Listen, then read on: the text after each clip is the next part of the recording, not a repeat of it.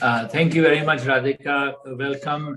Thank you, everyone, for joining the call today.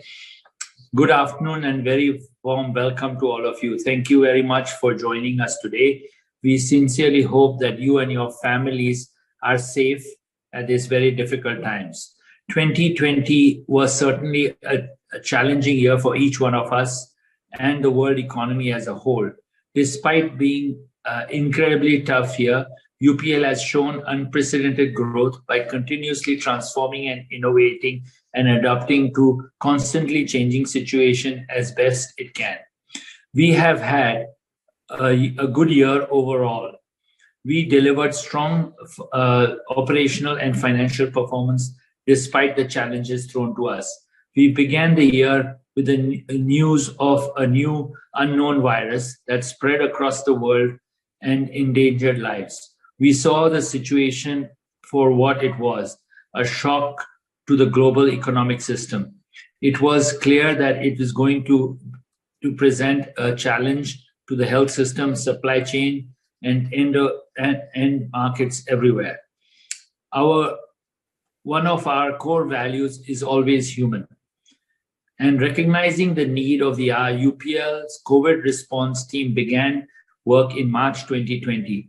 We put as many resources as we had at our disposal to provide relief.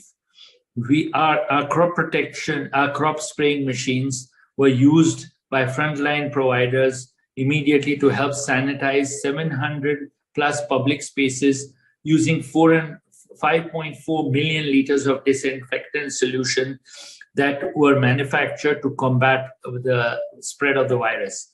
We were also able to manufacture and distribute hand sanitizers, PPE kit, food, water to frontline respondents. Would we like to see the film now?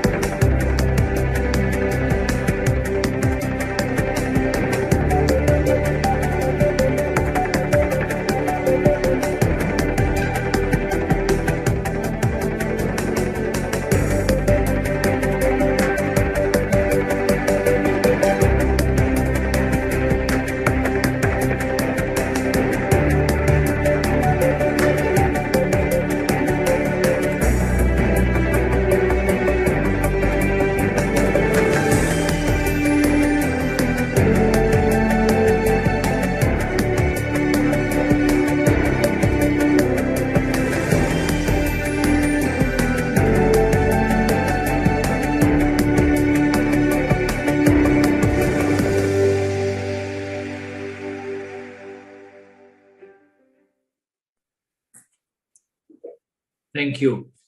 Being agile is another core value of UPL.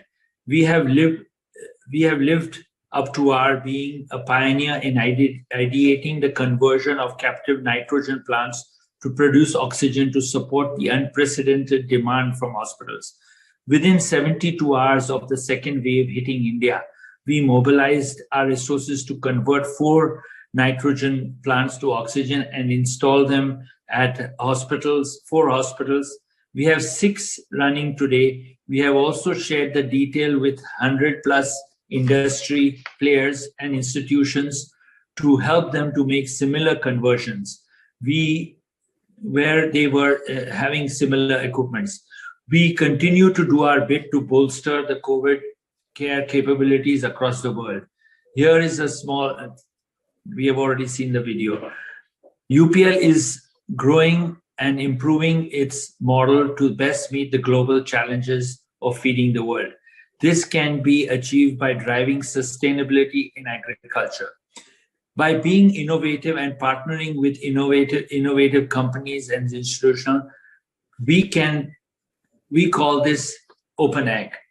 Because we realize that no other company has all the solution to solve the challenges faced by the food industry in the 20th century. We are leaders in agri-solution space through our differentiated product. Biosolution collaborations across the food value chain in advanced technologies, digitization, take the center stage. Through our purpose of open ag and reimagining sustainability, we, with an open network to create sustainable growth for all, no limits, no borders, we continue to deliver this as we will discuss later by Diego, Adrian, and Carlos.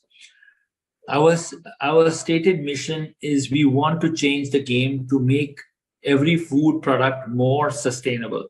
We deliver sustainable outcomes in everything we do. One example being spraying services that we do in India that cover 5 million acres currently and deliver 20% yield increase and 25% reduction and a 40% cost reduction. Sustainable product portfolio will be discussed more in details later.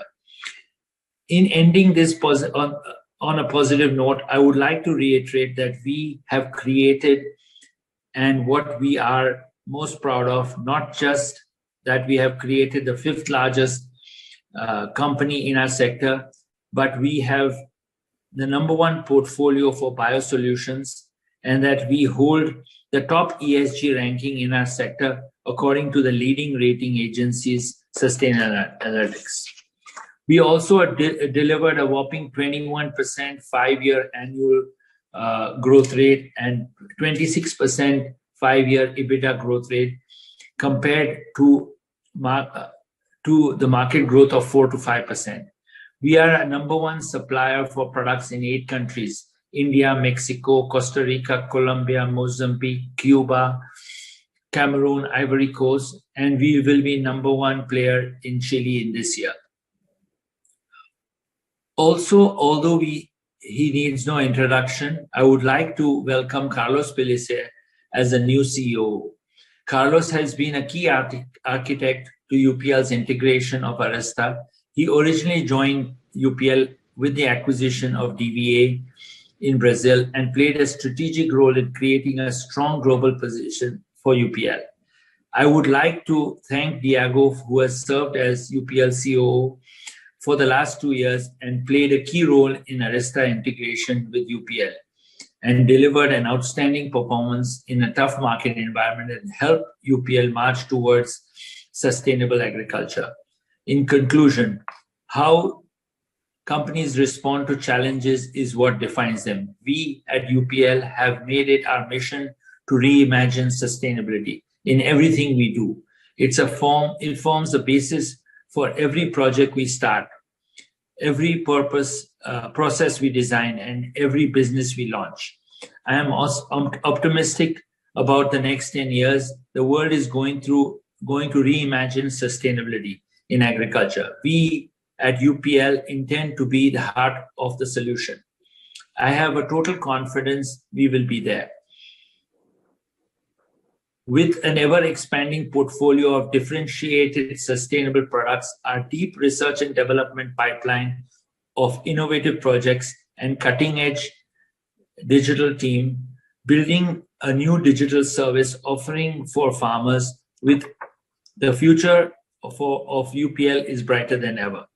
I thank you for your time today and your faith in UPL as we strive to achieve our vital mission. Please take care of yourselves and stay safe. I'll hand over to Diego now.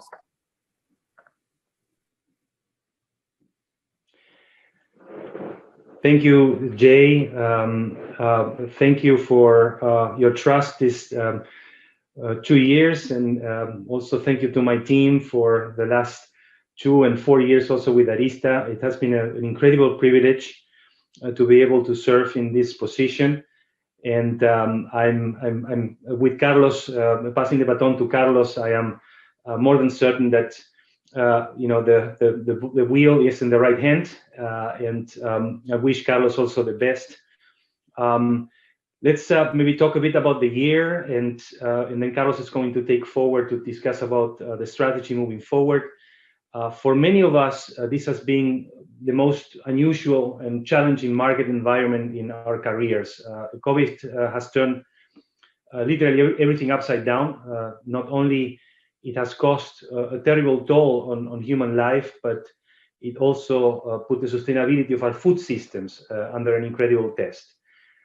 More personally to UPL, we also suffered the loss of employees in a fire at our factory in Chakaria, India. Our hearts and prayers are with their families. UPL puts the highest priority on safety standards, and everyone in the company is committed to continue to improve them. We have investigated this incident fully and have implemented new protocols to make our employees safer.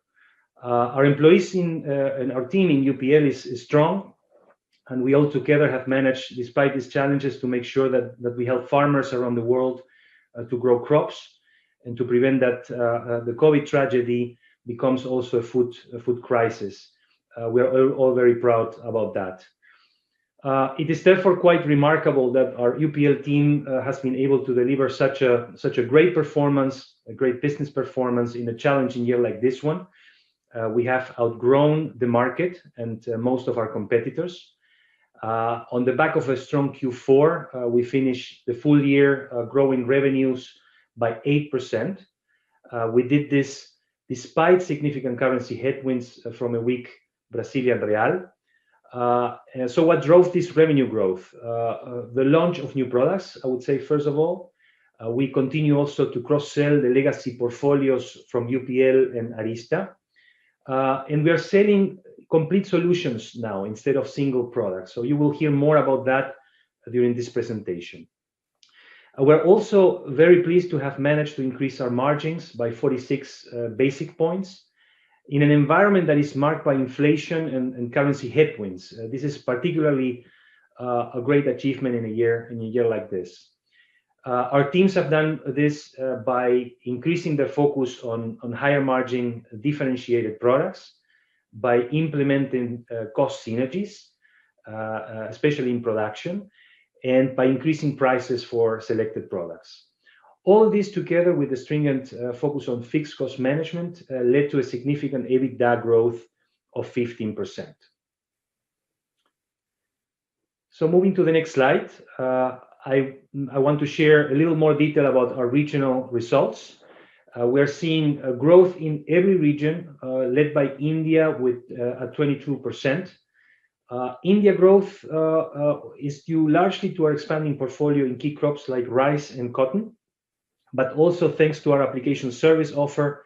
We had a great monsoon condition last year, which helped us position our biosolutions brands and allowing us to demonstrate to farmers the outstanding results that these products can bring.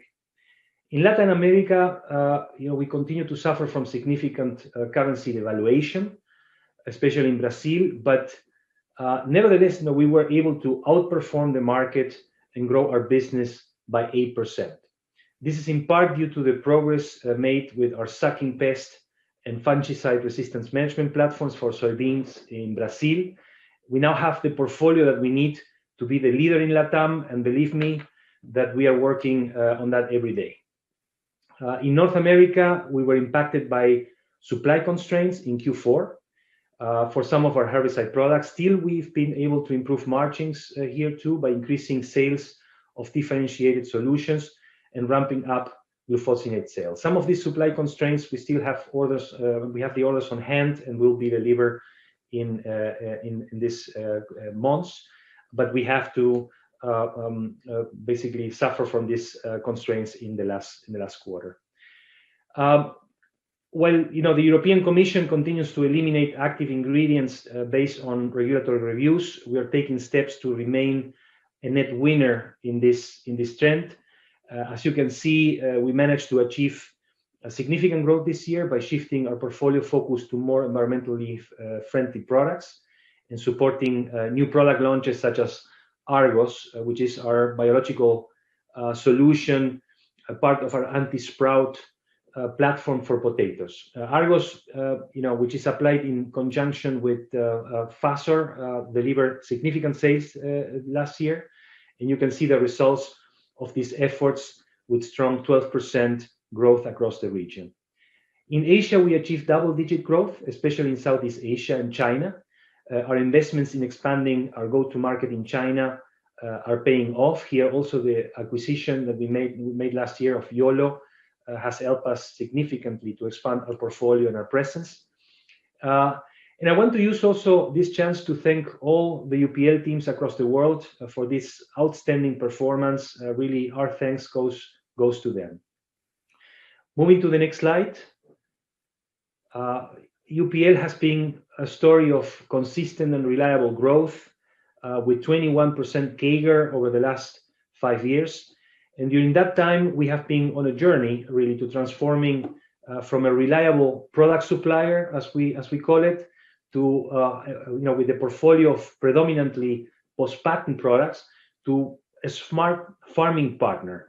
With this, we mean a partner to the farmer that offers a complete solution throughout the entire season, not only crop protection, but also biosolutions, and in some cases, application service, agronomic advice. All of this supported by an increasingly digitalized platform. Thanks to this approach, we have already doubled the share of our business with differentiated and sustainable solutions. This is improving our margins and creating also barriers for competitors to claim market share on these segments. And in the following slides, you will see we will update you about our plans to continue to expand this share in the future. I want to again thank everyone at UPL for the tremendous efforts to achieve what we have over the past years. With that said, I am thrilled to introduce Carlos Pellicer, recently appointed the COO of Crop Protection, who will be presenting the strategy moving forward. Thank you very much. Thank you, Diego. Thanks so much for a job well done since integration, driving significant growth to the UPL in the last 2 years while implementing our Open Ag purpose. We wish you a great success in your new endeavor. It has been a pleasure to be working together, Diego, since the first day of the integration. And for sure, you'll be together with us in our hearts forever. Thanks so much, Diego. And I'm very happy to be here and very excited to be here. I believe some of you know I joined UPL 10 years ago when UPL acquired DVA, and since there have been an amazing journey, the transformation that we have done together in Brazil, and then came to be part of the leadership team. Jay invited me to be part of the leadership team, and now to be responsible to lead the team for the next transformation. I'm really excited, and I'm really excited to present today our strategy update and to share with you how we are reimagining sustainability to further drive our Open Ag purpose. Adrian Pers, our Chief Technology Officer, we will also provide an update on our excellent growth made in R&D. Next slide, please. We are always seeking ways to be closer to farmers, providing ways to sustainably grow more and prosper. This includes new ideas, new ways, and new answers. Next, please. We believe that Open Ag business model is a distinct advantage versus the traditional discovery-driven push model. This is the Open Ag business model. Our Open Ag innovation pull model is driven through our Open Skies strategies. Commenced last year in full year 21, this country-specific Open Skies strategy are designed to develop platforms of solution to address key farmers' pain points, often reinventing or creating new segments. This proven model enables UPL to bring solutions with more agility, to lower innovation cost, lower risk, and with faster timelines. With an open approach to collaboration, we have access to a broad set of technologies and AIs to address farmer pain points. Ultimately, farmer pain points drive our R&D and lead to higher return on invested capital. Next, please. OpenAg brings solutions to farms at all stages of the crop life cycle, from soil to sale, to make every single food product more sustainable. We see a great opportunity to solve farmer pain points in these expanding market segments, which are growing above the industry average. Next one, please. This is something that I love. I would like to share an example of a very successful platform that have been developed in Brazil and has now expanded into neighborhood countries. The soybean resistance management platform was developed to address a very, very serious pain point for Brazilian farmers. Quality and yield in soybean was suffering, caused by the inability to control fungi due to the loss of efficiency of established solutions and higher disease pressure. Since soybean is the largest crop for Brazil, accounting for almost 50% of the market, it was a very serious issue. In full year 11, UPL began an effort to find solution to address the anticipated pain point.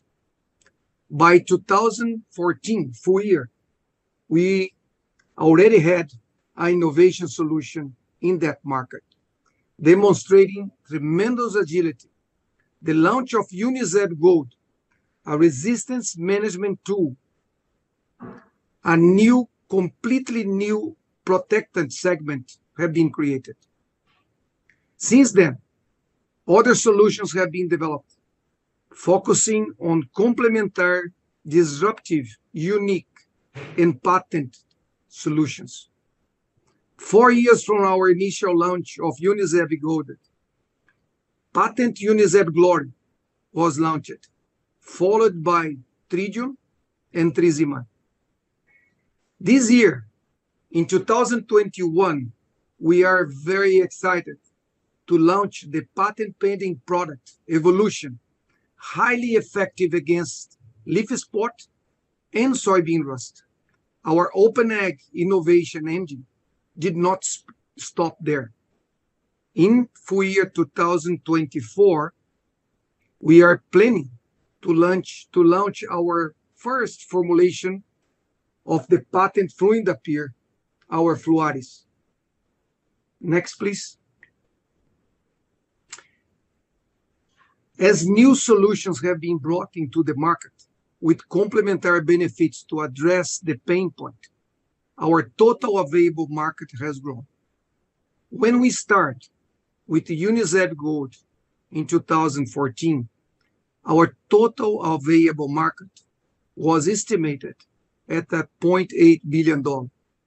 And it is expected to grow up to $4 billion by 2024 with a expanding offering. It is important to mention that the solution of this platform, such as UniZeb Glory and Fluaris, is already IP protected until 2034 and 2033, respectively. Furthermore, more patent applications related to this platform are pending to approval, and we expect soon to have that granted. Next, please. Another example of our OpenAg innovation pool model includes our control of sucking pests platform, with a total available market of $1.1 billion. As a result of the introduction of soybean GMO traits in TACTA, reduce the use of insecticides targeting caterpillars, led to a growing sucking pest population in Brazil. Our platform to address this anticipated pain point includes Esperto, Perito, and soon Perito Ultra. Still in the pipeline, Perito Ultra will come soon. Esperto was launched in 2017 to control sucking pests in soybean, and it is widely used solution by farmers now. It is a patent-optimized formulation of two known chemistry, both systemic and contact insecticides, that achieve fast-track registration because of the anticipated pain point and the huge problem that was to the farmers in Brazil. On the right-hand side is an example from Europe of our anti-sprout platform for potatoes, composed of Argos, Phaser, and Dormia. In this case, UPL anticipate the potential pain point related to the weight loss of potato from the formation of a sprout during storage. In 2020, the ban of CIPC, the industry standard for anti-sprout, would have left harvest without an adequate solution. In Europe, Open Ag Innovation addressed the pain point with agility and creativity by launching a biological solution, Argos, in last year, for year 2021. Argos works in combination with Pfizer to control the formation of sprouts as a sustainable solution for a very important problem. Next one. As we have previously described, we are driven by our Open Ag purpose to become an Open Ag smart farming partner. Now, I will share 4 key elements of how we plan to grow into the future. Open Skies strategy, driven ambition into action, developing the platforms of solutions. Open Ag Innovation, translating farmer pain points into opportunities for creative solutions and to build up platforms. Open Ag Collaboration, leveraging our network of partners and collaborators to accelerate growth. Open Ag Digital and Service, transform our current business through digitalization and developing tools to help farmers. Next slide, please. To put UPL's strategy for innovation into action, we have launched the Open Skies program last year, full year 21. Open Skies is first and foremost a customer-centric approach to identify major pain points of farmers and unlock solutions in our most important markets. Through Open Skies, UPL will speed up the development and launch of platforms of solutions, similar to the examples that I have previously shared in this presentation, to create sustainable solutions and growth for all. To this proven approach, we will, as we demonstrate, we will invent, we will execute, and we will patent protect our platform solutions. Now, I would like to transition to Adrian Percy, our CTO, to explain how UPL's Open Ag Innovation Engine and expand capacity to develop and deploy, validate solutions to the farms and to the ability to create the platforms. Please, Adrian. Thank you, Carlos.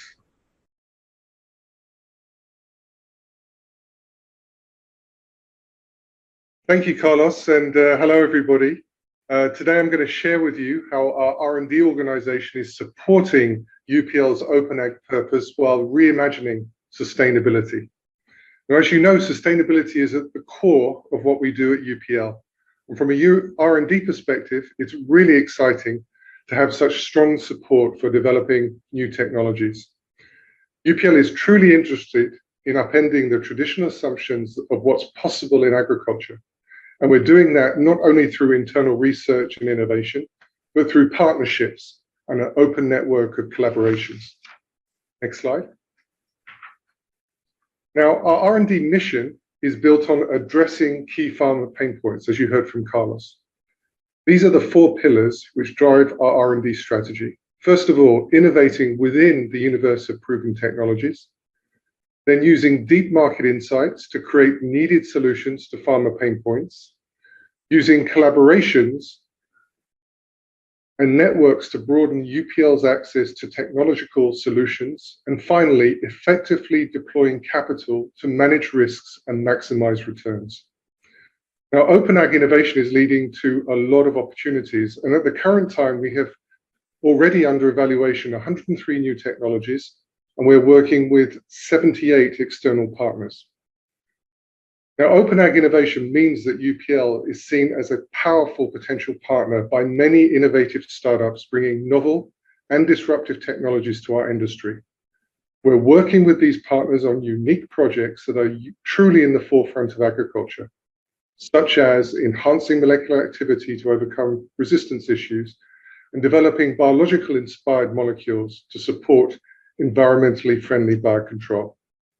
I would like to share a little video with you to explain a little bit more about the newly inaugurated Open Ag Center here in Research Triangle Park, North Carolina, where I'm talking to you from. Here we've put together a team of world-class scientists who work out of state-of-the-art laboratories and greenhouses and are located right in the heart of the ag industry here in the United States. So Radhika, could you please play the video? Technology innovation that is agile, fast, cost-effective, bureaucracy, and frustration-free? Well, that is certainly not the norm in agriculture today. But it is exactly how our team at UPL envisions the Open Ag partnership of tomorrow. Our agricultural and food production systems are in dire need of transformation. Led by our Open Ag purpose, the UPL team is excited to work with entrepreneurs and partners to rapidly onboard and evaluate new technologies. We've built incredible state-of-the-art laboratories and recruited a team of seasoned, sought-after scientists to quickly validate a wide array of technologies. We are cutting out the red tape and giving AgTech innovators the answers they need right away rather than months or years down the line. With the Open Ag Center and the extension into our global field research stations, we can now do most of our testing internally. The result of that is achieving better data quality, being more efficient, and most importantly, delivering new solutions to the ag markets as fast as possible. As a committed global ag leader, UPL has now redefined the R&D process with a focus on partnerships, raising the collaboration bar for the entire ag industry.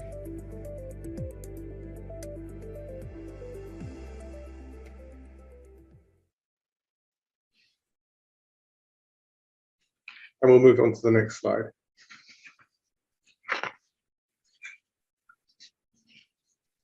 Thank you. So at UPL, we place a high priority on R&D investment, and we've grown our reinvestment to over 2.5% of annual revenues. Now, if we want to continue to lead in a sustainable agriculture, we know how important it is to add capabilities and commit resources where they can be most effective.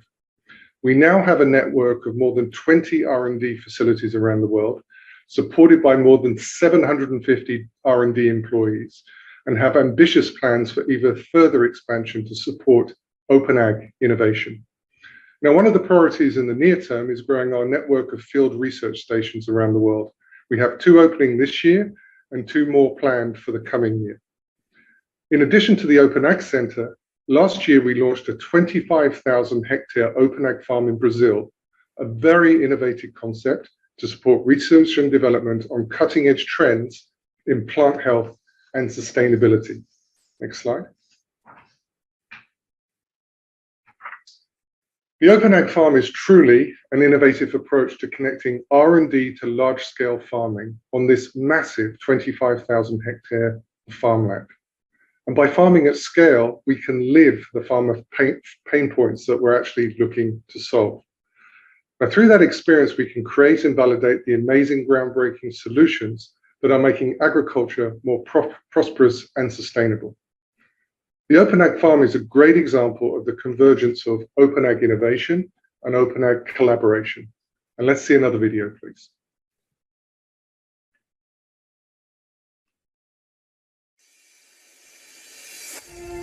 To feed a world in expansion, you need science and consciousness. To gather the most advanced technology and large-scale productivity in one place. Open Ag Farm, the UPL Technology Center, was created to rewrite the rules of agriculture using cutting-edge technology. Going beyond with commercial crops fully treated with UPL solutions, next to demo fields with state-of-the-art technologies, and experimental areas with world-class structures to innovate in agriculture without limits, without borders.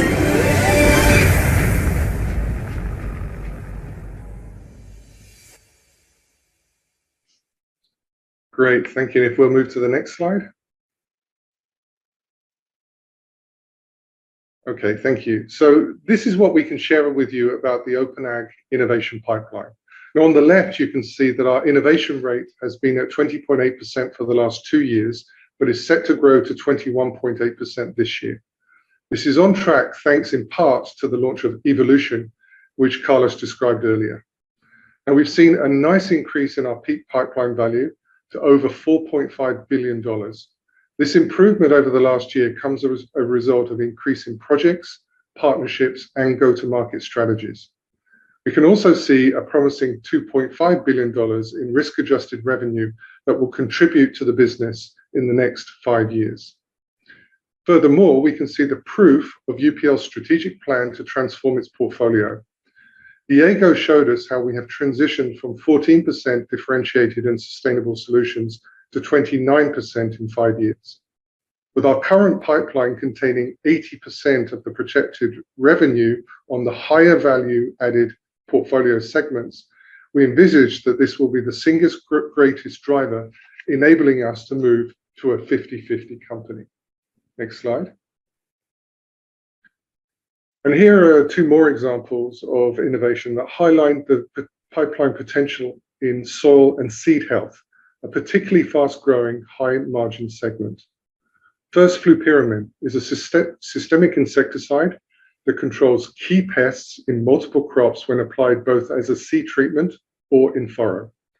With increasing regulatory pressure on many existing solutions, this product addresses a strong need farmers have for a new way to protect their seeds and seedlings during the vital crop establishment period. We've licensed this patent-protected molecule from Meiji Seika Pharma with a new mode of action that affords resistance management and has a favorable regulatory profile against pollinators. We expect this to be launched in the 2025-26 fiscal year. Another example is Gaxi, a proprietary biosolutions product developed in-house by UPL. Gaxi targets abiotic stresses experienced throughout the growing cycle and has been proven to improve nitrogen use efficiency, root architecture, and reproductive health, heat stress tolerance. We expect this product to be launched in North America in 2023-24. And with that, I'm going to hand right back to Carlos. Thank you. Thank you, Adrian. We are so excited to see the R&D transformation, our vision for solutions to farmers' pain points, into real products and platforms that we can offer to growers. And thank you, Adrian, for the very good doubling our perspective in terms of be able to launch all these innovations. Next, please. One of the most important aspects of our open ag strategies is through our uninhibited pursuit of partnerships. Across every part of the organization, in every geography, UPL is seeking ways to collaborate with the incredible companies and people driving the industry forward. Collaboration is our way of life in UPL, and we are aspired to be the go-to choice for growers, innovators, distributors, to food service providers, digital technologies, academy, and many more. We see no limit to the potential we have when work with partners to grow. While Adrian mentioned two beautiful examples of collaboration in Open Ag Farm in our work with Meiji, these are only one sample, one part of what UPL partnership mean. Let me expand on how these types of partnerships enable UPL to fulfill its mission. Please, next one. A very significant partnership we just announced in March 2021 is our agreement with FMC to gain early access that we are on track to become the Open Ag Smart Farming Partner. As this happens, we will continue to grow. On these are some of our commitments to the future. Long-term revenue growth ambition of 7 to 10% a year. Open Skies strategies will focus our effort to create unique platforms of solutions that will address farmer pain points. We are committed to execute and deliver our $4.5 billion at a peak R&D pipeline. We are ready to further transform so that our 50% of the revenue that will come from differentiated and sustainable solution by full year 26. To do that, we must accelerate biosolution adoption. And this year, with the commodity price at the level that is soybean, corn, wheat, cotton, we believe this will be an amazing year for us to increase our biosolution adoption.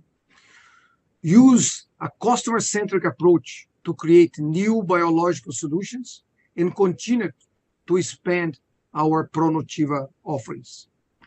Next, we committed to implement our Open Ag digital strategies. Lastly, while we deliver this growth, we will maintain sharp focus on increase our return on capital. I'm very excited about the future of UPL, and I hope all of you are too. I'm sure that our team will do amazing job as they have done. We have an incredible team, and we will be sure that our future of UPL will be delivered again. I would like to now to hand over to Anand to do the review of our financial performance. Thank you very much.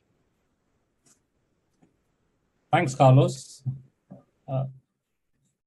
Before I take you through the key numbers for the fourth quarter and the full year, financial year 2021, we take as read the safe harbor statement.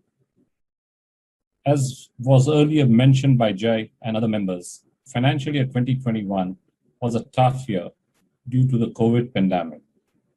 While some parts of the world recovered during the year with business coming back to normalcy, some others are still struggling. During this period, UPL has been able to demonstrate the strength of its business model and come out more stronger and resilient.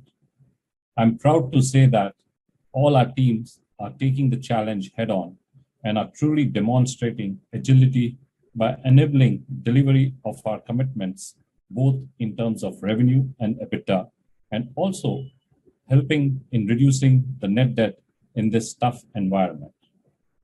As you can see on the slide, UPL is one company that has delivered very strong performance through the cycle. We have outperformed the peers, and that's reflected by the annualized growth, not just on revenues, but EBITDA and PAT as well, while being financially prudent and reducing the debt. While the markets have grown less than 3% CAGR over the last 5 years, we have delivered a revenue growth of around 21% and EBITDA growth of 26%. We have also been consistently delivering on the guidance which are given at the commencement of the financial year. Next slide, please.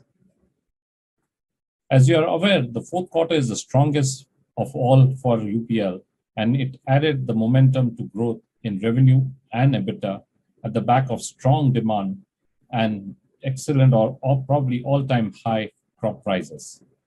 Revenues were up 15% with volume growth of 18%. Gross margins was up 150 basis points and EBITDA margins were up 300 basis points over last quarter of financial year 2020. EBITDA growth was above expectation and it rose by over 30%.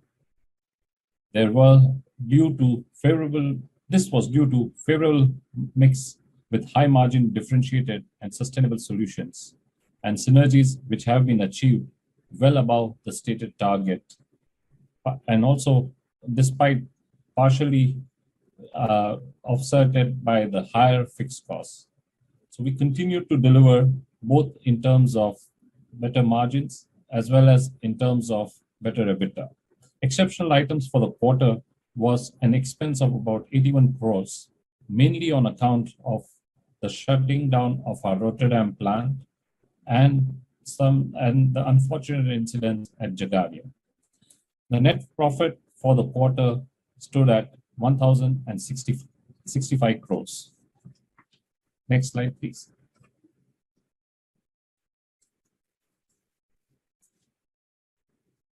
Revenues for the full year were 8% higher and EBITDA was higher by 20%. Considering the PPA adjustment in the previous year, the EBITDA increase was 15%.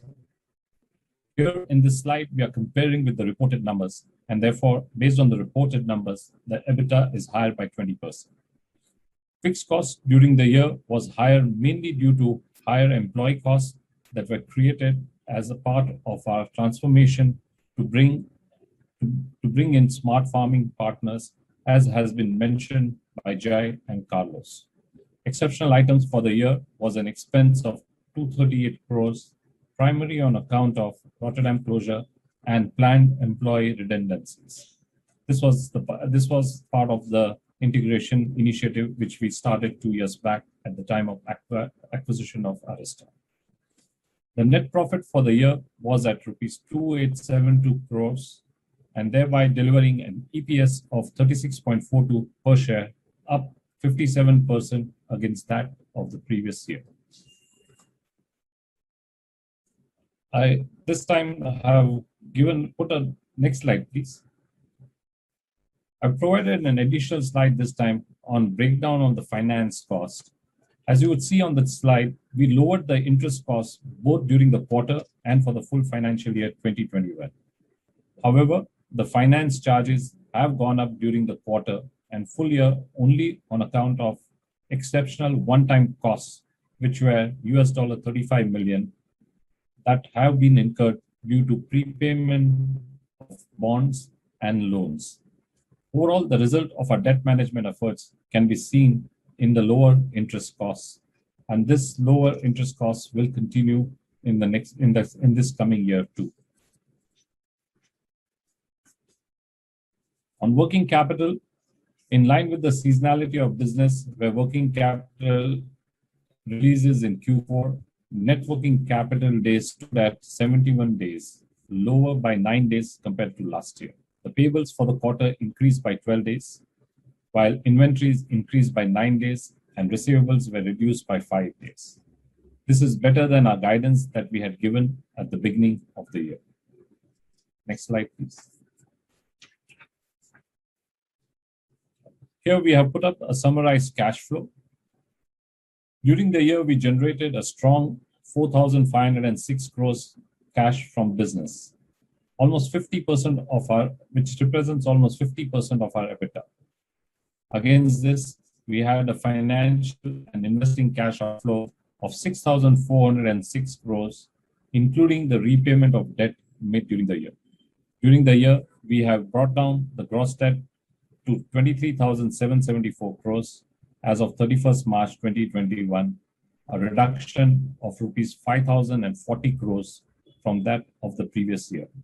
The net debt stood at 18,922 crores, a reduction of 3,140 crores, and the net debt to EBITDA on this basis was at 2.2x.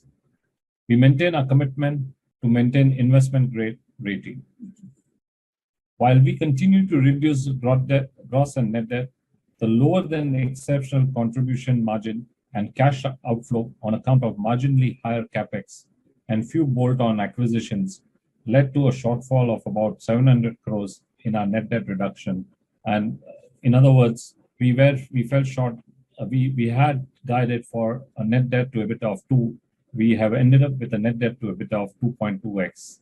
That the 0.2x represents roughly about 700 crores, which I just explained we fell short during this year. Moving on to the next slide. Our guidance for the coming year, that's FY22. Summarizing, we believe that the price corrections to cover the currency devaluation, higher proportion of differentiated and sustainable products, which both Carlos and Adrian talked about, and the strong demand growth will enable us to deliver strong results going forward. Our guidance for FY22 is 7 to 10% revenue growth and 12 to 15% EBITDA growth for the financial year 2022. With this, allow me to end the presentation and hand over to Jai for his closing remarks. But before I do that, I wish you all to stay safe and stay home, I would say so. Thanks everyone for the attention, and over to you, Jai. Thank you very much, Anand. Thank you very much, Carlos, Diego, Adrian, for your presentations. I think our stakeholders, shareholders will be very happy to see the progress made. Reimagining sustainability is our goal. We are in every project we do, every investment we make, we are looking at how do we make the food systems and every food crop more sustainable. Today at UPL, we are in an amazing possibility to make a big difference. We have validated projects in banana crops, in crops where we can reduce the chemical use by almost 50%. We have demonstrated and launching projects to reduce water and fertilizer requirements in sugarcane by 30% respectively. We have so many exciting projects to make food more sustainable, and we are working closely to see how we can reduce the impact of agriculture on the environment. We believe that in the next few years, agriculture can really contribute well to solve the challenges on climate change. Agriculture is not only the biggest,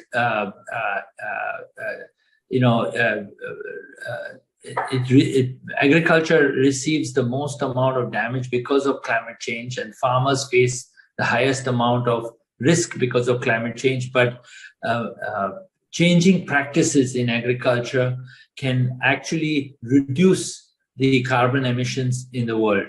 And we believe that we are uniquely placed with our technology platform, being the leading supplier of biosolution products and our huge product pipeline, we can make a big difference. Any other slide? Yeah. These are some of the examples on which we are dealing with today in banana plantations in Costa Rica and Central America, where we are able to reduce the chemicals used in banana plantations. We are working with rice farmers, sugarcane farmers, cocoa farmers in different parts of the world to actually make them more sustainable. Thank you. Thank you, Jay. With that, we'll now take the questions. So if you'd like to ask a question, you have a window on your webcast screen and you can put your questions. In the meantime, I just have some questions that have piled up, so I'll just go one by one on them. I think, Jay, the first question is for you from an investor, and they say that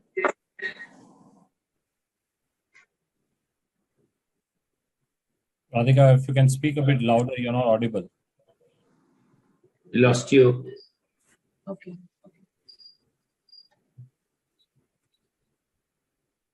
The first question is, how do you define or categorize differentiated and sustainable products?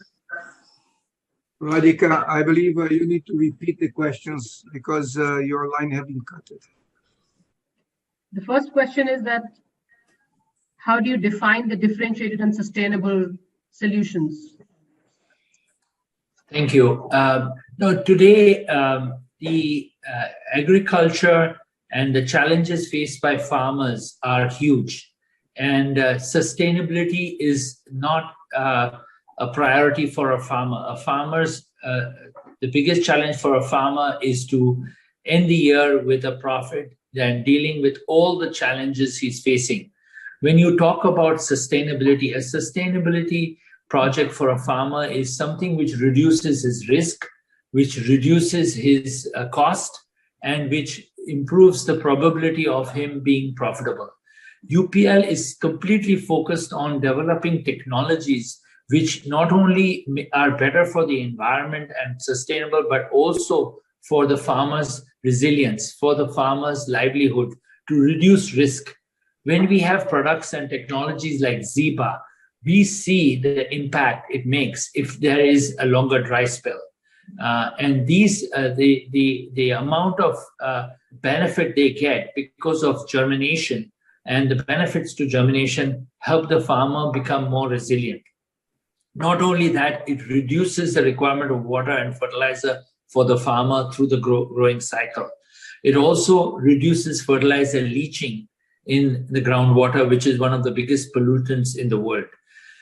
And so we are very excited about bringing in these technologies, whether it's CAXI or it's other biosolutions products, which actually reduce the requirement of chemicals. We believe that this portfolio today, at about 12 to 15% of our revenues, will continue to grow disproportionately in the future.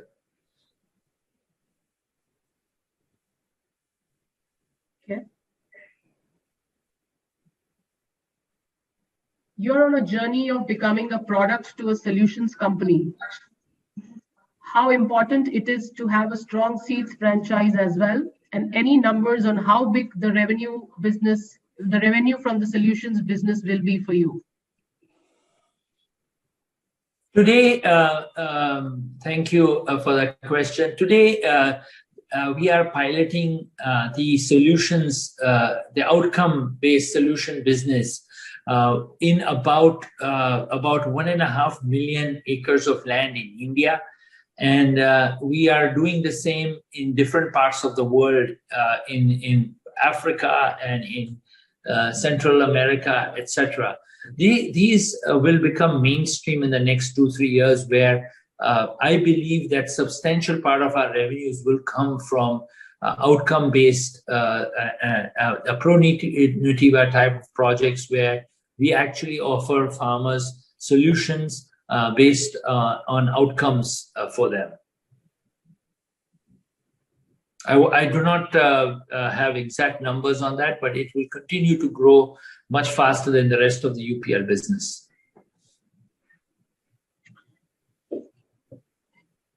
Adrian, could you talk about the key focus areas for UPL's R&D in terms of platforms? What more could we expect there?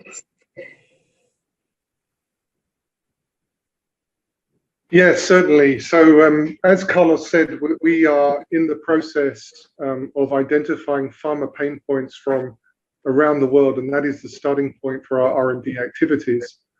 And then we look to apply first individual products, then solutions, and then platforms to actually solving those pain points, not just immediately in the next year or season, but also on a long-term basis.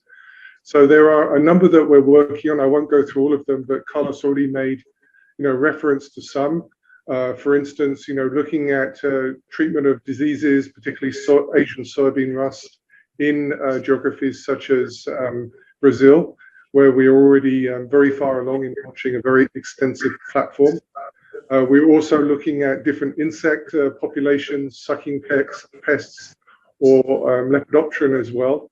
And so we're also looking at solutions in those areas.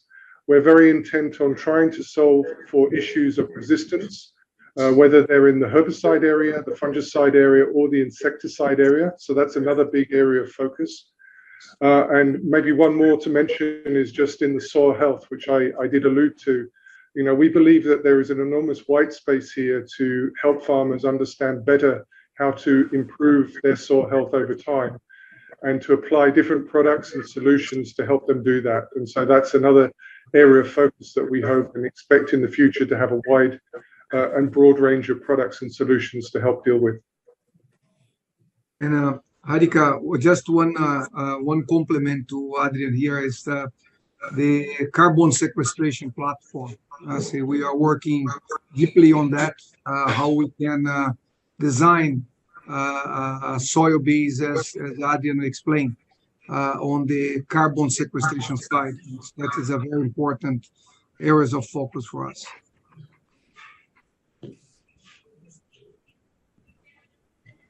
Europe has been delivering good growth.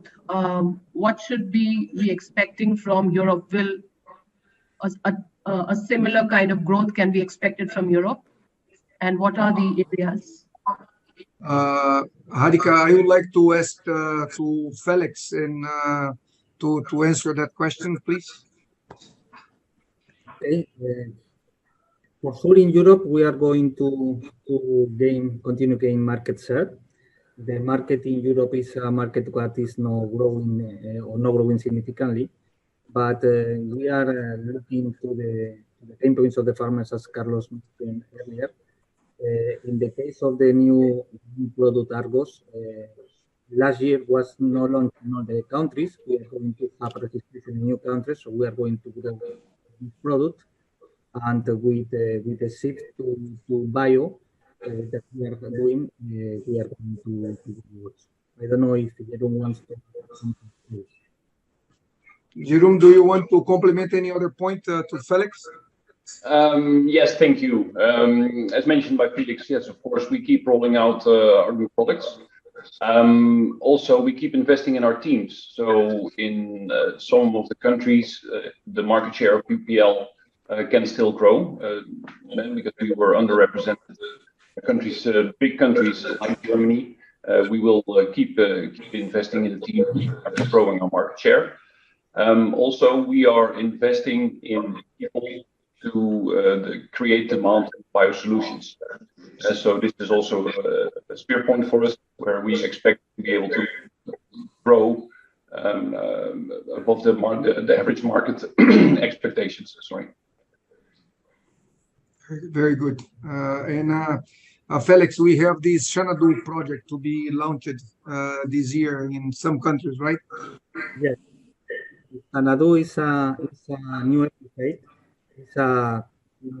It's an herbicide for a big segment in the market that UPL has no very presence, as we are increasing presence. We have a program to grow in cereals, corn and corn. And Xanadu is the first time that benzofuran will be applied in this product, which is a new molecule. It's an innovation that we are going to address to a big segment of the market. So it's a new good opportunity. Yes. Great. Radhika, back to you. Yeah. There are a lot of questions on the potential of the FMC and the Meiji deal. What does it do to the revenue and margins over the next few years, and why is this important for us? Yeah, I believe,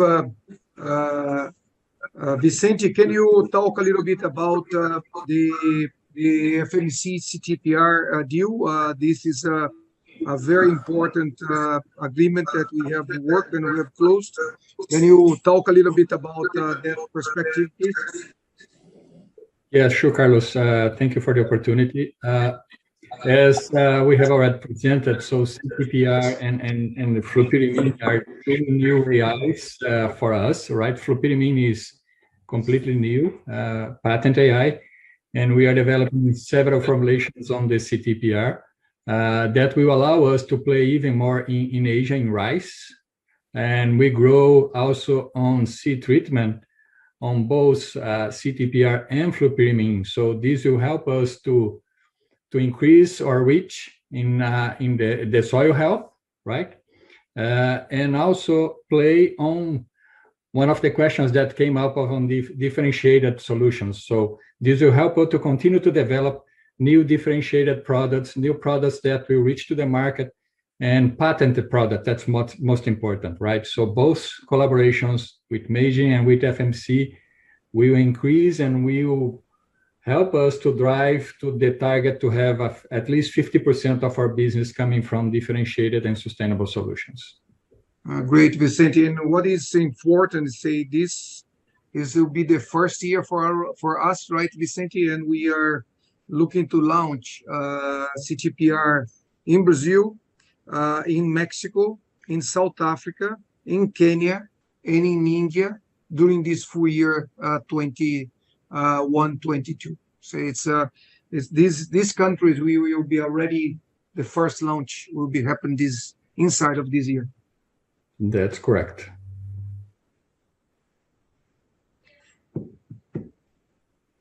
Radhika, back to you. Yes, Carlos. So as you grow your differentiated and sustainable solutions SKUs, how should we think about the R&D spend? Should we see that it will increase as we go on increasing the proportion of sustainable and differentiated solutions? Radhika, I will ask to Adrian to answer that question. But for sure, our focus in sustainable solutions and biosolutions is huge. And Adrian, can you talk a little bit about that, please? Yeah, so sure. So in terms of building out our R&D efforts, we've made great steps over the last year, as I described, with the Open Ag Center here in RTP, but also with the completion of the purchase of a number of research farms across the world. That effort will continue. I mean, the way we see our R&D spend going up with time is, in parallel with increased sales. So our target right now is to keep, around about 2.5% of revenue. So that is, how we see moving forward. In terms of, where we're spending that money, of course, there's been quite a shift from, some of the more generic type molecules that we've developed in the past to more sustainable products, as Vicente described, but also working a lot now in biocontrol, biostimulants, these types of products, which actually on an individual basis are not as expensive to develop as an individual synthetic active ingredient. So, we have a lot of projects within the company ongoing. We're very excited about the potential of those projects to deliver, that 4.5 billion of revenue at peak over the coming years. Yeah, and a very interesting that is investment that Adrian is talking about. We will work to design bio solutions, organic solutions, sustainable solutions. The idea to combine the productive approach, where we design and we develop that together, You can imagine that what we did in 2014, that we developed all these platform for resistance management. If we have combined that already with the biosolutions and biocontrol, what we could have now. Say, this is what we are doing now. So we are combining the technology, and we are putting that in a smart way. And this investment is going that direction of a productive approach too. Right? Go ahead, Adrian, please. Yeah, sorry, just to add to that point, Carlos. I mean, we have a very, very large toolbox already within UPL of different molecules, of different biological products that we can do this combination with. And now we are supplementing, that toolbox with working with external partners, as I described. And there are a huge number of early stage companies with really interesting technology that we are engaged with, that we believe we can combine, some of their technologies with our internal molecules that we already have in-house to produce, new high-value products for the market. Thank you, Adrian. Back to you, Harika. The another question is on any supply chain or logistic constraints that we are facing and anything expected for the current quarter. Can you repeat the question, Harika, please? Any supply chain and logistics constraints that the company is facing and anything in specific for the current quarter? Yeah, I like to ask to Raj to answer that. Raj is working so well on that and have done a so good job last year. That have been a very, very challenging year. And Raj, can you come with this answer, please? Thanks, Carlos. Yeah, I mean, there are signs of supply chain constraints in the industry in general, as well as modest channel inventory overhang for the industry in certain countries. However, UPL is well positioned to limit this impact at the back of the investments it has made in setting up a backward integrated manufacturing model and the sustained cost efficiencies due to this. Very good, Haji. And I'd like to ask Jay to add a little bit on the resilience that UPL have had during the last 20 years, where it was easy to us to stop investing so much in manufacturing. Jay, can you come a little bit on that, please?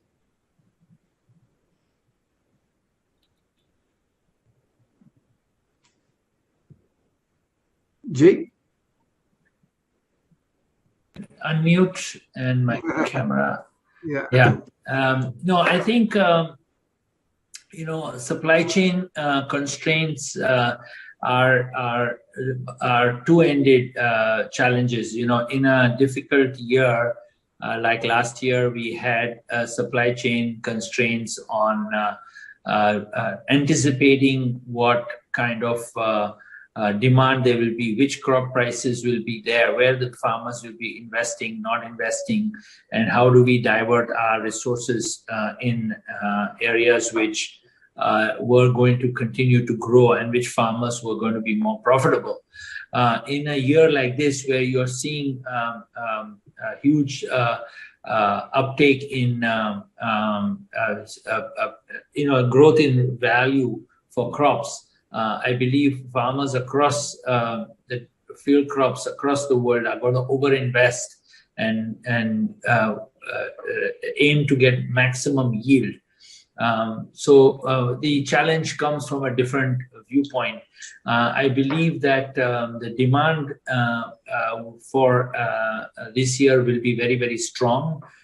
So we expect robust growth in our business from that point of view. We also face certain raw material price increases, so passing through those cost increases across the value chain, across the product portfolio has to be done. But I believe that the profitability of the farmers is going to be so good that it should not be a problem to pass through the cost increases across. And Jay, how resilient have been you on these 20 years to really being able to sustain the focus on manufacturing. And now it's a very important moment to us, right? Yeah. So UPL has constantly invested in manufacturing and constantly backward integrated to really be truly resilient and independent on most of the key raw materials. Today, because of that, we are able to gain market share in almost all markets we operate in. Today, UPL has been able to consistently over the years be competitive, be aggressive, but also have the highest margins in the industry.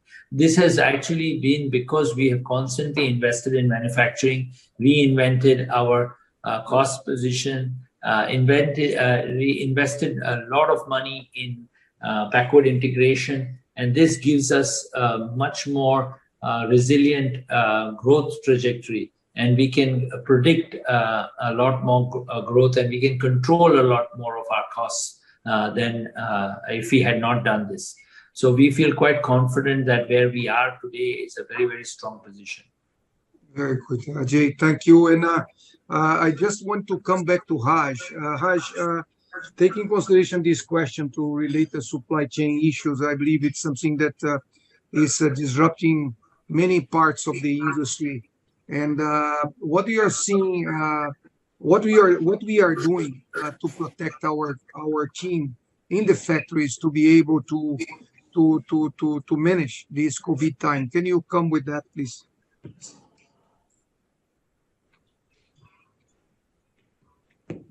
Sorry, I was on mute. So, Carlos, two main things. I mean, one is, of course, once the COVID started with create the behavior and the kind of precautions we had taken in terms of readjusting our manufacturing activities. And the second very important piece is on vaccinating our people. So faster we can vaccinate, and we make our workforce much more safer. And that's what we are concentrating on globally across all our 48 manufacturing plants. We are ramping up the vaccination program for our employees, and we have a good success there in terms of getting our employee vaccinated. That is very important. We have an important part of our team already vaccinated in the factories. Is really a big precaution. And in India, there are as a priority, right? The team, the people that works in the factories are a priority, right? Yes, in the factories, that is the priority. In India, just to give one data point, more than 45 years employees, 93% employees has already been vaccinated. Very good. Thank you, Raj. Back to you, Harika. So there's a question that with the increase or the strong commodity prices, do we see that the consumption of agrochem is going to increase? And does that also then give us some room to increase the prices? Harika, you answer that question. It's in a year like this, we have saw this in the past, but now it's even higher in some aspects. Say today, soybean price is more than $16.4 per bushel. Corn have been more than $4.3 per bushel. The price of cotton, it's quite strong. Let's say we are seeing increasing planted area of these crops in an important way. Is limited by the amount of machinery the farmers you have to do that. Say the inventory of these crops are quite low, and some of them very low, like soybean and corn. It's very low, and say in this type of situation, farmers try to use their best technology. They try to use the better way they can do to capture the most value per hectare they can. It's a year that we expect the demand will be quite high. Some countries we have already amazing amount of orders in hands. It will be a quite interesting year. We will need to manage. The biggest challenge will become to Hajj.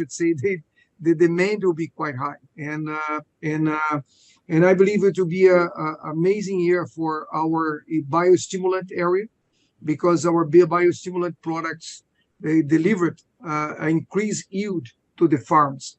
Our team is working very hard to be able to prepare to teach the farmers how to use more that and better that.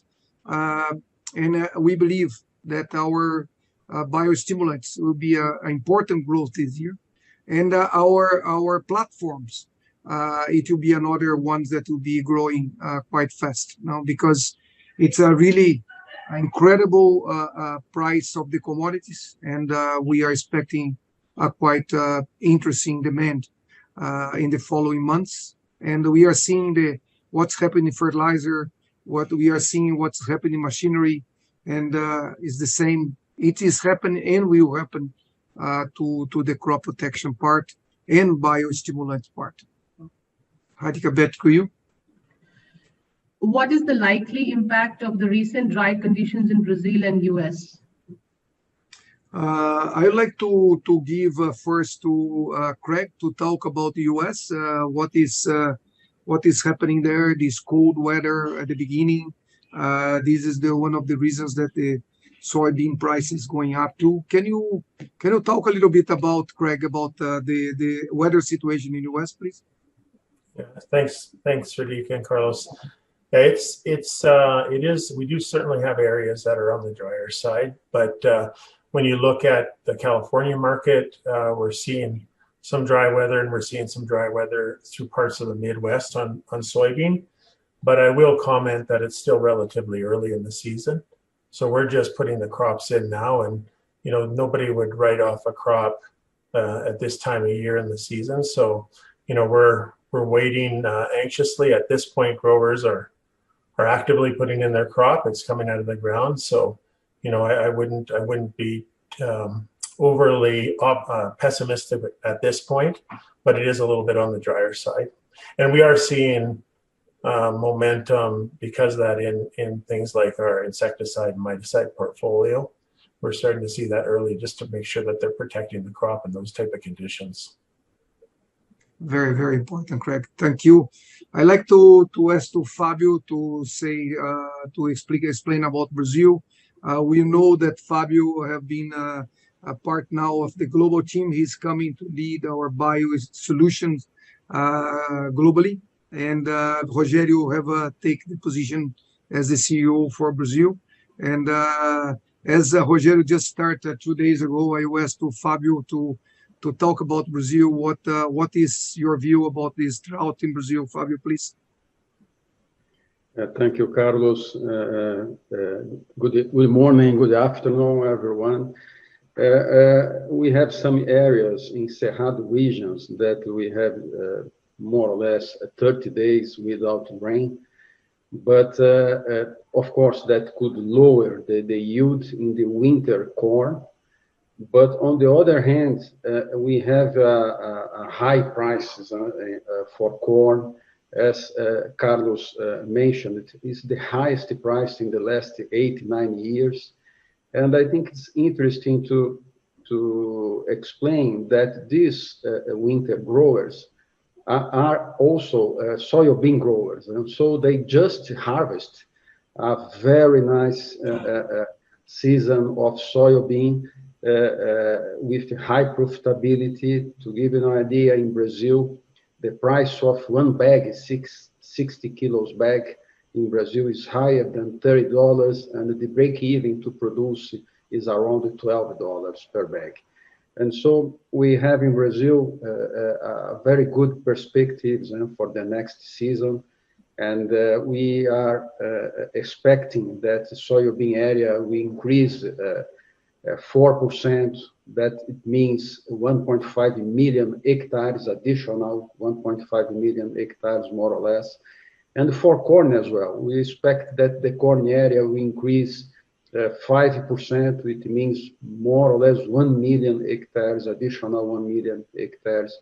And the same for cotton, that should increase 15 to 18%, or wheat that should increase planting area from 15 to 20%. And so the perspectives with this high commodities price remains very, very good, very positive, and with an opportunity to increase the prices as well. Very good, Fabio. Thank you very much. And Fabio will be working closer to me to develop this global biosolution platform. In the Q1, I believe we will have some interesting things to explain to all of you. Harika, thank you. Come back to you, please. Yeah, sure. So, Anand, there are questions on the guidance for the tax rates and capex for next year, and also what are the margins that we are looking at once we achieve this 50-50 of post-parent and sustainable and differentiated. So, can we talk a little bit on that?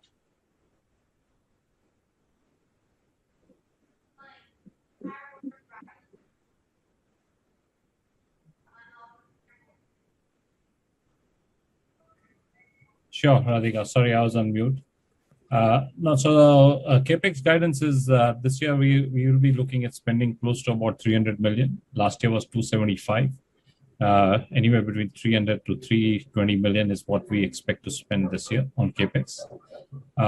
As far as the tax rates are concerned, we still maintain between 15 to 18% effective tax rate is what one should pen in while preparing the financial model. What was the other question, Radhika? Besides margins once we go to 50-50. Well, I think UPL is now embarked on a as you would have heard Carlos, Jai, as well as Adrian, taking you through the journey, what we are embarking on.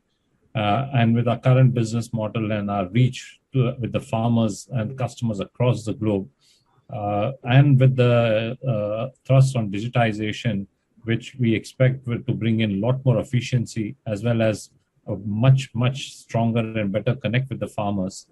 We do believe that, over the next 3 years, we could be talking about 24-25% margins, if not more. I mean, our internal targets are much higher, but I would say that with a bit of caution and a bit of conservatism, I think 25 is quite doable in the next 3 years. Okay. A question on the India business about their ProNutiva concept. What is it? What does it do today? What kind of solution it is, and what's the potential? And how do they see the India market? Thank you, Harika. I believe Ashish, can you explain that? Ashish, it's just have been promoted to be the head of the region, India region. He used to work with Samir.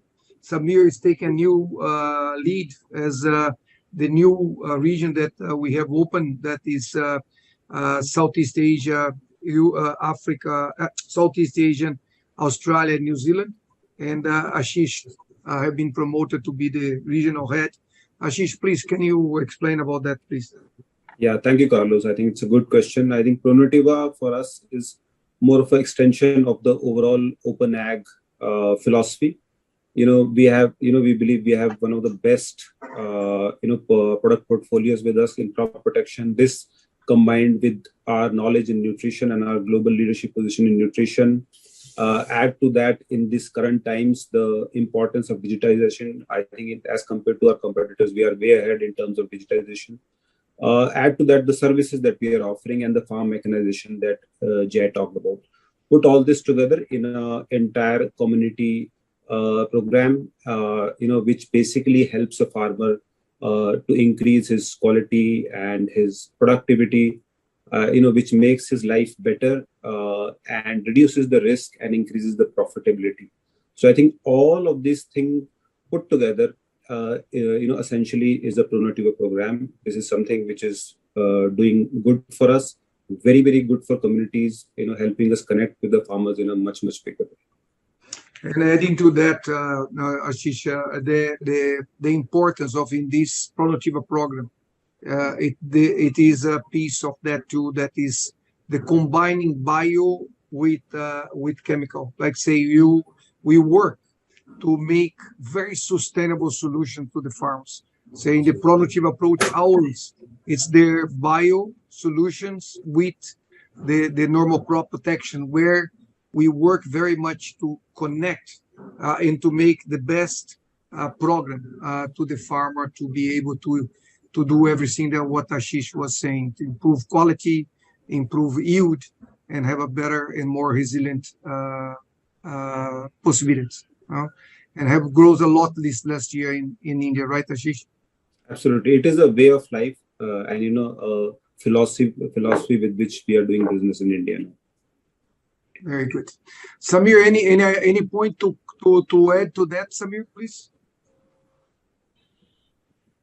Carlos. So Ashish said it rightly. It's a way of life for us to really help the farmers out. Jay had laid down a very clear-cut principle here that what we need to do is bring the cost of a farmer by 30% down and improve his profitability by 30%. And this combining all of the services, combining biological solutions, chemicals, the spraying services, and improving not only the yield for the farmer, reducing his cost and improving the quality with which he can command a better price. So all this together would lead to a more sustainable solution, brings in much safer food as well for the consumer. I think that's the way, and very proud to say that in India, we have been able to get to more than about 150,000 farmers who have used these packages and have improved their yields and improved their profitability manifold. I think we have a great momentum here, and we can keep building on and can do really, really well. Thank you, Samir. Thank you. Radhika, back to you. Do we have any geographic mix target in our mind as we go along? Radhika, it's what is beautiful in UPL is see that agriculture, weather, it's quite unpredicted, and having a global presence like we have, we are able to really de-risk our business, and the way that we are organized today, we have a very strong business in our different regions. We want to grow more in Asia. Say Asia, if you see the idea to create this new region that Samir is taking care of, say we want to grow more in Asia. We want that Kobayashi that leads Japan, South Korea, China, to be more with more focus there to see how we can grow more and faster there. And Samir to focus in Southeast Asia and Australia, New Zealand to see how we can gain more share there. And our presence in India is fundamental, it's critical, and we believe that we have amazing opportunity. Africa, we have a very strong model there. We are leader in Africa. We are number one in some countries there, and we have a very, very strong presence in Africa. And we like that, we want that. Europe, as we was discussing, say we have amazing pipeline to come, and even though we have lost some products in the last years, you saw that we grew 12% in Europe. And North America, we have a tremendous team, we have a tremendous portfolio, we have a possibility to grow very much in the row crops and in the specialty crops. Latin America, that have a blend of specialty crops and row crops. We are number one in many countries in Latin America today. We are number one in Mexico. We are number one in Costa Rica. We are number one in Colombia. We are becoming number one in Chile this year. We are doing an amazing job in Argentina and Paraguay and South Cone. Brazil, we have an incredible portfolio. The amount of pipeline that we have to come in Brazil in biosolution, in crop protection. Say, we need to keep this mindset of growth and this mindset of regional focalization. Say, we work to make sure that the regions are able to grow as much as they can in a sustainable way. Globally, we work to give the support, to give the global strategy.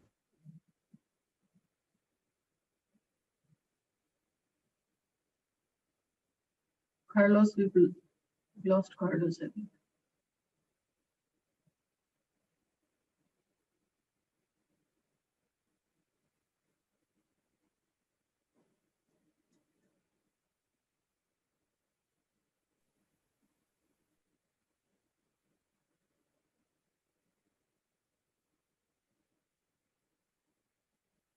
Maybe we go to the next question till then.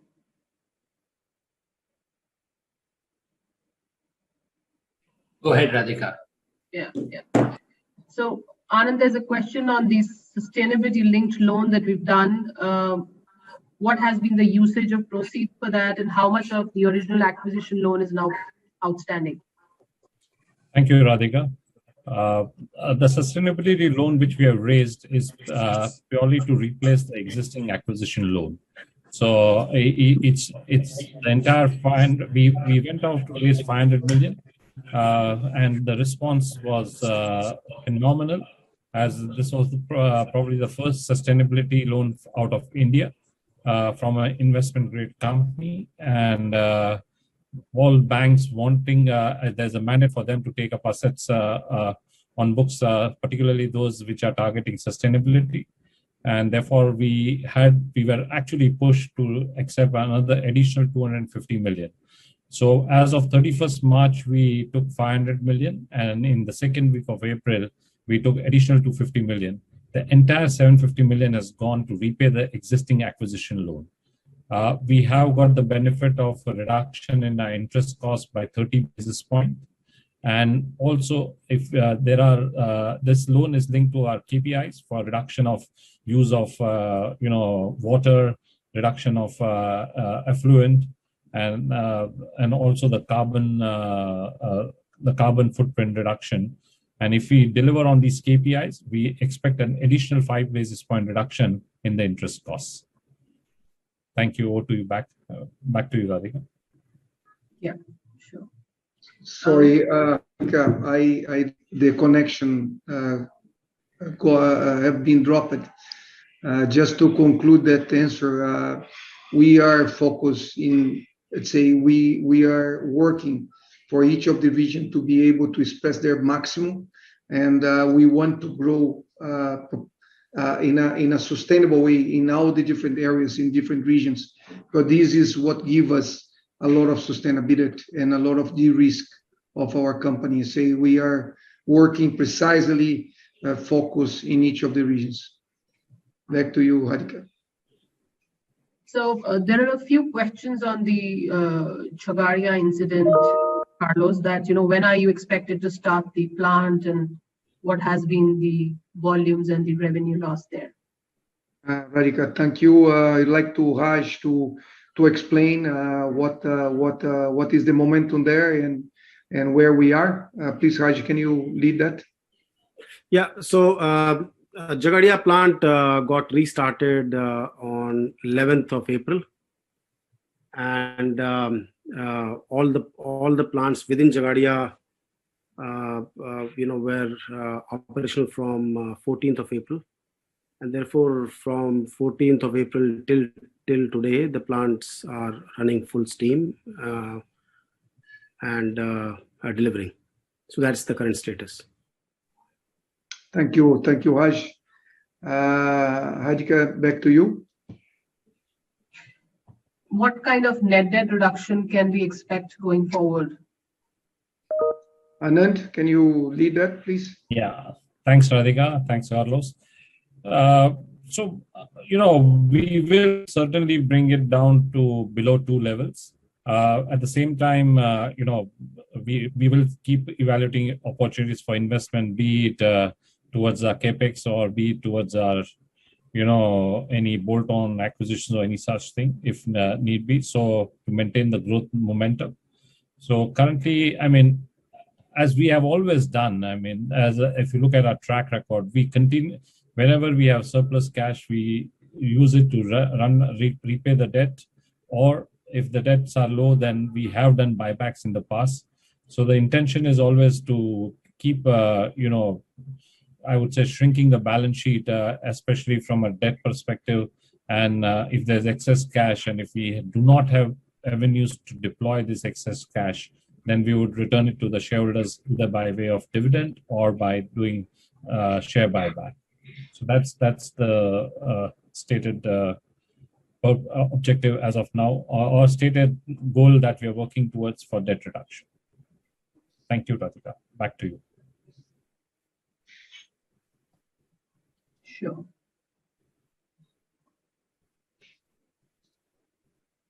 Radhika, any other question? Yes, Carlos, just give me a moment.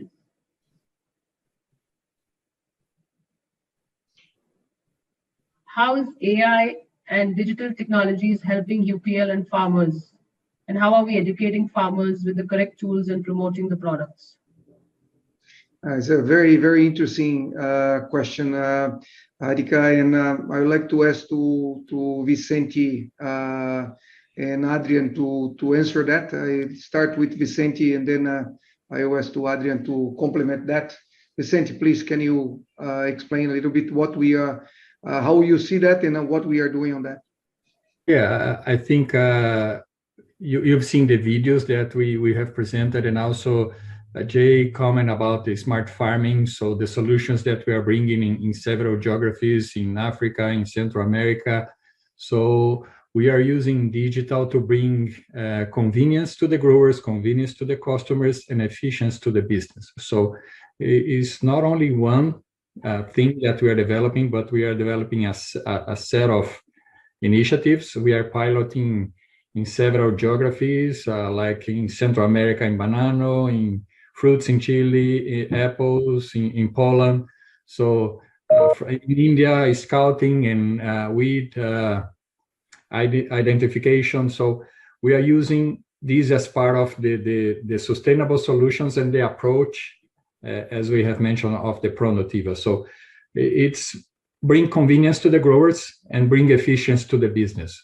So we have several initiatives that we are starting, piloting, or already implementing, executing in several geographies. In terms of the products, I think Adrian can address this as well. Yeah, I would just, thanks Vicente, I would just add that there is enormous potential here, as you say, to increase efficiency on the farm and to provide convenience to growers and better decision making, with the support of these tools. From an R&D perspective as well, we are test driving, if you like, many of these tools. We believe that they can be used to accelerate our R&D efforts and also accelerate our product development efforts. And of course, as I mentioned, we have the Open Ag Farm in Brazil, where we'll be testing out many of these types of technologies, whether they're drone, visualization or sensor in-field sensors. We also have the opportunity with other research farms that we are building out to also do this type of work on. So for instance, in the UK, we recently bought a farm in the northwest of England that has additional acreage that we can use to test some of these different digital services and digital tools at scale. Excellent, Adrian.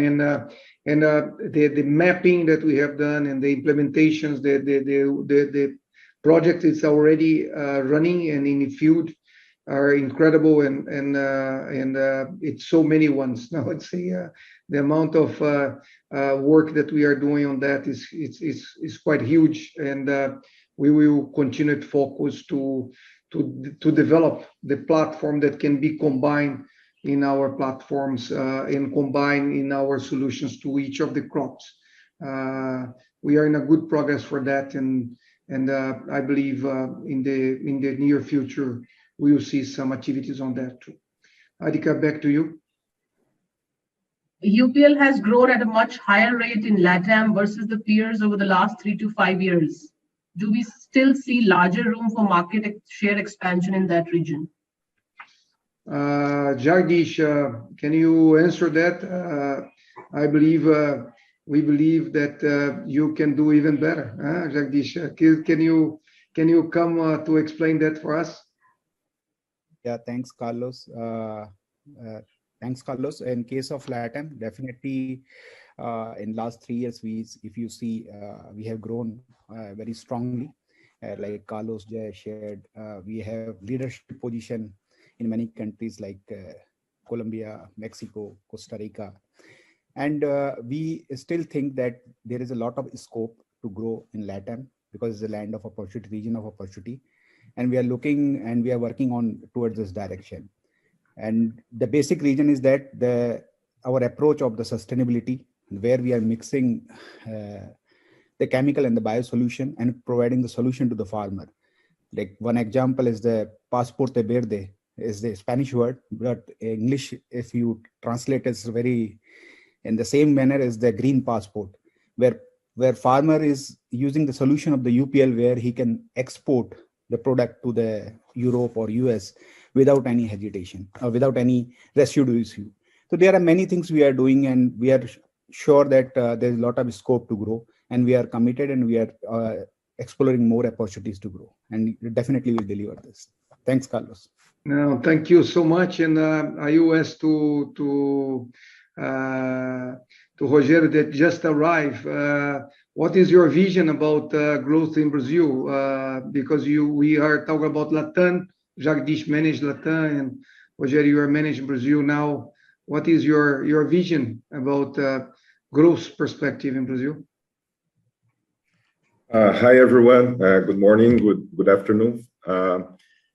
My vision is that we have a great room for growth. As Fabio said, we have increase on area in Brazil for the main crops, row crops. All of the row crops will increase area. We are launching new products. We have incredible opportunity to with our innovative portfolio to growth in Brazil and keep growing as we did in the past. Very good, Rogério. Thank you. Hadika, back to you. Sure. So I think we have room for 1 or 2 more questions, and then I think we'll end. So there's a question on, can you throw some light on channel inventory levels, especially in India and North America? Yeah. I believe the inventory in our industry this year will be quite consumed. In the totality, I believe it will be a year of dry inventories at the end. But I would like to ask to Craig to talk about the US, how you feel about the inventory in the field, in the industry now in US. And then I would like to ask to Ashish to talk about India, what you're feeling about the inventories in India. Craig? Thanks, Carlos. Yeah, I agree with your comments. We're gonna, I mean, with farming today is in a very good spot, right? There's a lot of optimism in the industry. At the same time, there's supply chain constraints really across the industry. And so I think my expectation is we're going to be in probably one of the best inventory positions that we've been in the channel for many, many years. I think you're right, Carlos. As we come out of this season, there's a lot of investment in crops today to grow the biggest yield they can possibly grow, and you know, that's going to have a big impact on that number at the end of the year in September. Thank you, Craig. Thank you. Ashish, can you talk a little bit about India? And then I'd like to ask to Kobayashi-san to talk about Asia. What is the inventory there? Ashish, can you talk a little bit? Yes, thanks, Carlos. I think very interesting question. I think in India, despite the challenges we have with the pandemic right now, in terms of, a little bit about logistics and people, But despite that, like Craig said, I think we are in one of the best inventory positions. I think a lot of our whatever stock we had is liquidated. I think we would need more product. So I think in terms of inventory position, we are very, very nicely placed. If at all, we would require more. Great. Kobayashi-san, can you talk a little bit about the Asia, Japan? What is the inventory situation in Asia? Yeah, thanks to the nice growth in the Asian countries, including Japan, China, and Southeast Asia, the on-the-ground sales also is moving to the right direction, and the channel inventory position in entire Asia is well managed and the best position at this point of time. Great, Kobayashi-san. Thank you. And let's say, I believe this is the overall situation worldwide that we have in terms of the inventory and the situation of the market. And back to you, Harika. So can we see some price hikes in the second half in the next year, since we didn't see that in Q4? Yeah, it's we have different aspects related to the price. Now, the devaluation have been an important impact because the way the devaluation came was very fast, and that can have impact in the way to protect prices in the past. And now we have even increased our capability there to manage and to be protected there. More. We learned from that, and we feel that we have an important room to increase price because the costs have increased, and is a must to increase the price. No way.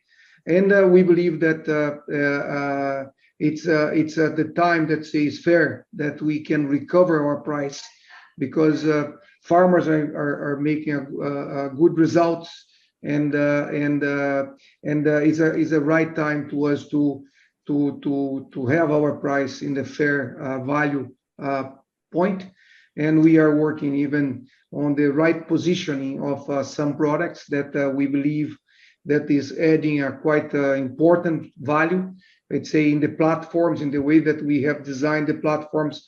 If you see the weight of sucking pest that we apply Perito, and after Perito we apply 2 application of Esperto, that it's very important, and we are now applying Perito, 2 application of Esperto, and then 1 application of Voltron or Cafol that increase the yield of the farmer. See, we are working very much to capture the right value from the solutions that we are giving to the farmers. And we used to say that we work to serve the farmer, not based on what they want, but based on what they need. Because sometimes what the farmer wants is a cheap solution, and what they need is the yield increase, is the right return on capital invested, is the right return for their crop. So we are very much focused on that and to really give returns to the farmers. Back to you, Harika. Thank you, Carlos. So I think the last question is on receivable factoring. I think a lot of people have that question, so I think I just want to highlight that it's on the working capital slide as a footnote. Just as an information, it was 7,600 crores. So Anand, this is the last question. From the same end. Any update on the company's communication with the rating agencies on the UPL's rating outlook? And that would be the last question. Sure. Thanks, Radhika. So we just announced our results today. Obviously, we cannot send the financial results to the rating agency before it's approved by the board and shared with the stock exchanges. But we have started initial communication with the rating agencies, and we are quite we know their financial model, and we have done some back of the envelope calculations, and we do believe that we should be fine with the ratings based on our financial results. Back to you, Radhika. Thanks. Thank you. Thank you. I think with that, we will end the presentation. Thanks everyone for joining us today. And if you have any more questions, please reach out to me for any questions and I'll get back to you. Thank you, Radhika. Thank you. Thanks everyone. Thanks everyone. Thank you. Thank you very much. Goodbye. Bye. Thank you. Bye. Thank you. Bye.